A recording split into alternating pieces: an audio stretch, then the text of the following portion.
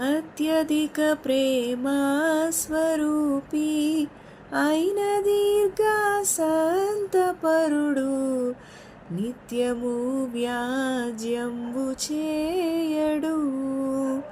ఆ కృపోన్నతుడు నీపై ఎప్పుడు కోపముంచడు. ఆ కారణముచే దేవ సంస్తుతి చేయవే మనసా.